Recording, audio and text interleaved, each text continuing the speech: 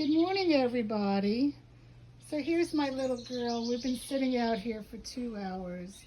It's a beautiful morning. It's really not that hot. And I have several beds for her. She sat in this for maybe 20 minutes.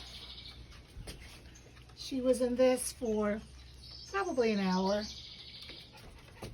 She was under this for maybe 20 minutes.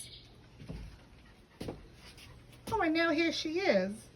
But she was under this chair for like 10 minutes. She has such a choice. Yeah. It's a gorgeous, gorgeous day here. No humidity.